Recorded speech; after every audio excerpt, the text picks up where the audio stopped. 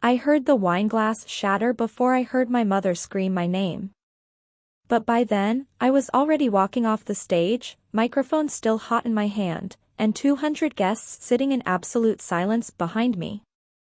My sister's $85,000 wedding reception, the one I wasn't even supposed to speak at, had just become mine. Let me back up. My name is Amanda, and for 28 years, I was the ugly one. Not my words. Theirs. My parents never said it directly to my face, not in those exact terms, but they didn't have to. It was in every comparison, every family photo where I was asked to stand in the back, every birthday dinner where my younger sister Melissa got the spotlight while I got a grocery store cake with the wrong name spelled in frosting. When Melissa turned 16, they threw her a garden party with a live band and 200 guests. When I turned 16, my mom handed me a card with $50 inside and said, "Don't spend it all in one place." We grew up in Charleston, South Carolina, in one of those big historic homes that looks like money from the outside. And we had it. My father owned a commercial real estate firm. My mother came from old Charleston money. They were the kind of people who measured worth in appearances, in who you knew, in how you photographed. Melissa photographed beautifully. I didn't. She had my mother's blonde hair and delicate features. I had my father's broad shoulders and his nose, which my mother once described at a dinner party as unfortunate but fixable if Amanda ever cared about herself. I was 12 when she said that. The guests laughed politely. I excused myself and cried in the bathroom for an hour. If you've ever felt invisible in your own family, drop a comment and tell me where you're watching from. You're not alone in this. Melissa and I shared a bathroom growing up. Her side had a makeup vanity our parents installed for her 14th birthday, custom shelving, and a ring light. My side had a towel rack. When she graduated high school, they bought her a brand new BMW. When I graduated, with honors, by the way, they gave me the keys to our old Honda Civic and said I should be grateful they kept it running. I told myself it didn't matter. I told myself I'd prove my worth differently. I went to college on a partial scholarship, worked 2 jobs, graduated with a degree in marketing, and landed a job at a small firm in Atlanta. I was proud of myself. My parents came to my graduation. They took one photo, left before the reception, and spent the entire drive home talking about Melissa's new internship at a friend's gallery. She'd dropped out of college twice. But she was beautiful, so it didn't matter. 3 years ago, Melissa got engaged. His name was Brendan. He worked in finance, drove a Tesla, and had a family beach house on Kiowa Island. My parents loved him. More importantly, he came from money, and that meant Melissa's wedding could be the event my mother had been dreaming about since Melissa was born. I was living in Atlanta when my mother called to tell me the news. "We're so happy," she gushed. "Brendan's family is wonderful. This is going to be the wedding of the year, Amanda. You'll be there, of course." Of course. She didn't ask if I wanted to be a bridesmaid. She just assumed I'd show up, sit quietly, and watch my sister live the life I'd never have. And I did. For a while. The wedding planning started immediately. My mother called me once a month with updates. The venue, a historic plantation estate outside Charleston. The flowers, imported peonies and garden roses. The dress, custom Vera Wang. The guest list, 300 people. I listened. I said congratulations. I asked polite questions. Then she told me the budget. $85,000, she said, like it was nothing. Your father and I are covering everything. Melissa deserves the best. I was quiet for a long time. That's amazing, Mom, I finally said. I didn't mention that when I'd gotten engaged 2 years earlier to my boyfriend of 4 years, they'd offered me $3,000 and said I should keep it small. I didn't mention that I'd called off that engagement 6 months later because he cheated, and my mother's only response was, "Well, maybe it's for the best." You're not exactly easy to love, Amanda. I didn't mention any of it. I just said congratulations and hung up. 6 months before the wedding, Melissa invited me to her final dress fitting. I drove down from Atlanta on a Saturday morning. My mother, Melissa, and two of Melissa's friends were already at the bridal boutique when I arrived. They were drinking champagne.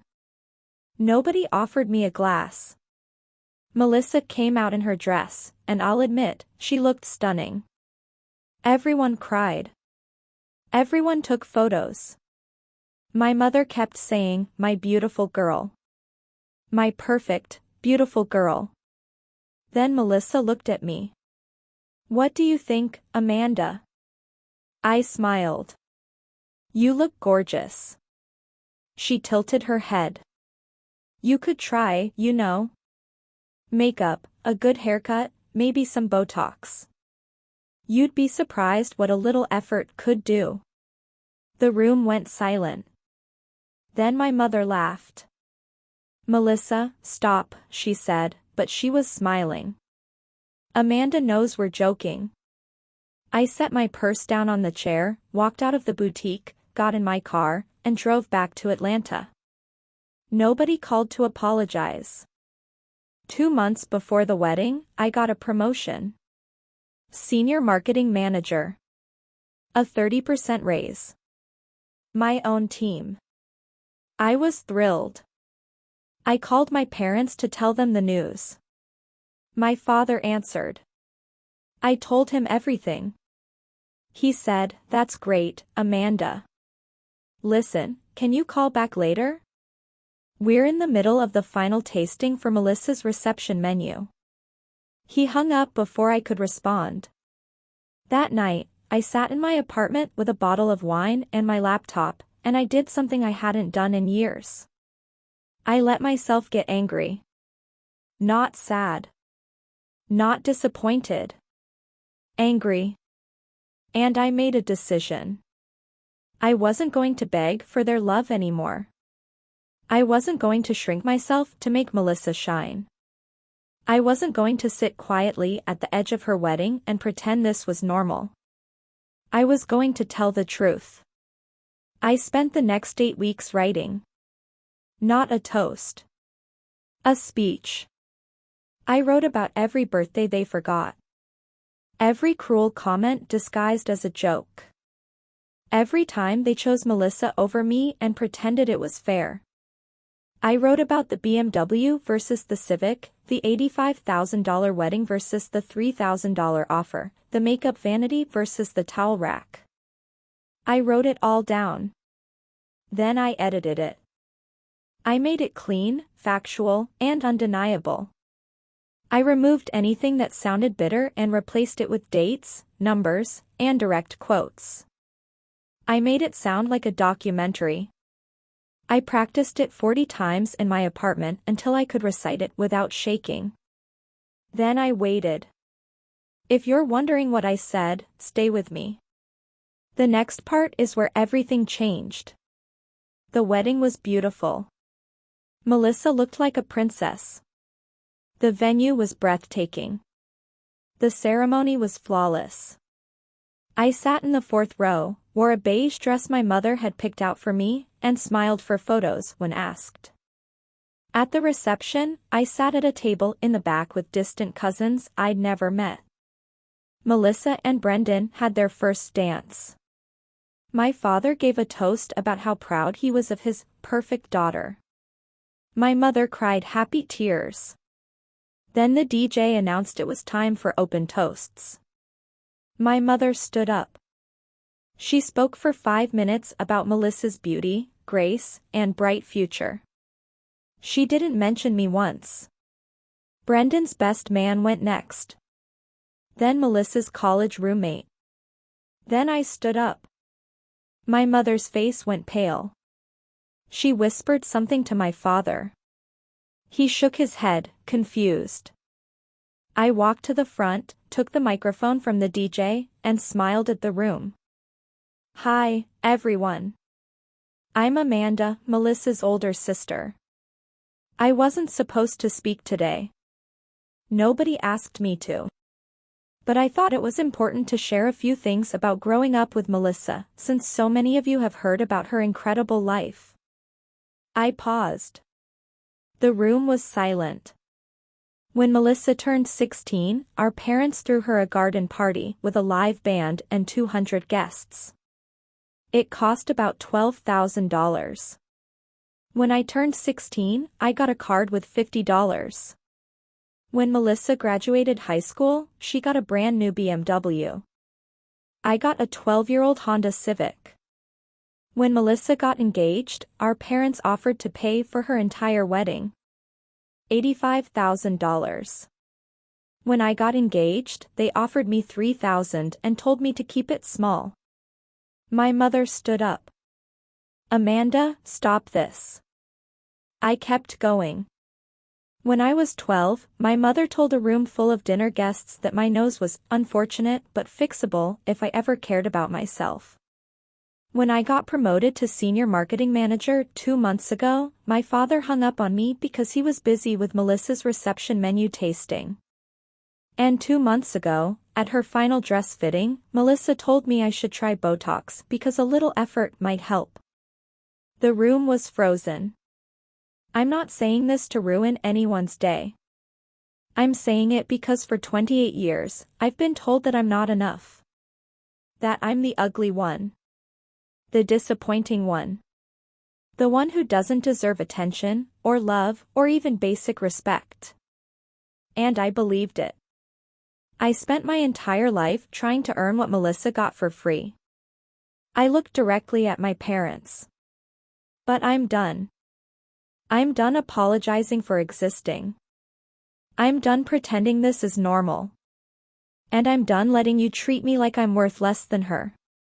I set the microphone down on the table. The room was silent. Then I walked out. My phone exploded within an hour. Texts from cousins, family friends, people I hadn't spoken to in years. Some were supportive. Some were horrified. My mother called 14 times. I didn't answer.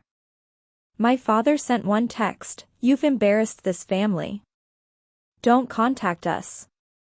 I blocked their numbers. Melissa sent me an email 3 days later. It was short. I didn't know it was that bad. I'm sorry. I didn't respond. A week later, my aunt, my father's sister, called me. She was the only one who'd reached out with genuine concern. I always knew they treated you differently, she said. But I didn't realize how cruel it was. I'm proud of you for saying something. It was the first time anyone in my family had said they were proud of me. My parents didn't speak to me for 6 months. Melissa reached out twice more. The second time, she asked if we could meet for coffee. I agreed. We met at a cafe in Atlanta. She looked tired. I've been thinking about what you said, she started. And you're right. They've always treated you differently. I didn't want to see it. You benefited from it, I said. She nodded. I did. And I'm sorry. It wasn't enough. But it was something. She told me that after the wedding, several guests had confronted my parents. My mother's bridge club stopped inviting her to events. My father's business partner made a comment about how you treat family. They were humiliated. And for the first time in my life, they were the ones being judged. I didn't reconcile with my parents. Not fully. 8 months after the wedding, my mother sent me a letter. It was 2 pages long, handwritten, and mostly defensive. She said I'd misunderstood their intentions, that they'd only wanted the best for both of us, and that I'd hurt Melissa on her special day. She didn't apologize. I wrote back. One sentence. I didn't misunderstand. I just finally said it out loud. I never heard from her again. Melissa and I talk occasionally now. It's not close, but it's civil. She's trying, in her own way, to understand what I went through. I appreciate that. But I don't need her approval anymore. I don't need theirs. Here's what I learned. You can't make people love you the way you deserve. You can't fix a family that's been broken for decades with one conversation. And you can't spend your life shrinking yourself to make someone else comfortable. But you can tell the truth. You can set boundaries. You can walk away. And you can rebuild your life around people who see your worth without you having to beg for it. I'm 30 now. I have a career I'm proud of, friends who actually show up, and a life that's mine.